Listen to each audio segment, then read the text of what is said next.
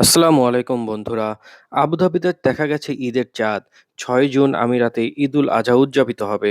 সংযুক্ত আরব আমিরাতের রাজধানী আবুধাবিতে একটি জ্যোতির্বিজ্ঞান পর্যবেক্ষণ কেন্দ্র থেকে মঙ্গলবার পবিত্র জিলহজ মাসের চাঁদ দেখা গেছে। পরে আমিরাতের প্রেসিডেন্সিয়াল কোর্ট আনুষ্ঠানিকভাবে চাঁদ দেখার বিষয়টি ঘোষণা করে। এর মাধ্যমে দেশটিতে জিলহজ মাসের সূচনা হলো।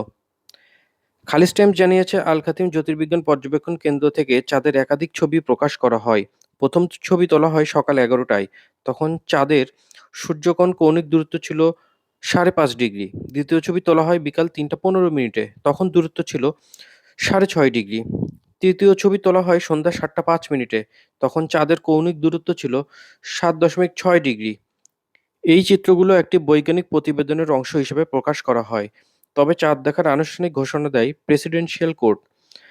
চাঁদ দেখার এই ঘোষণার পর আজ বুধবার ২৮শে মে থেকে সংযুক্ত আরব আমিরাতে জিলহজ মাস শুরু হলো।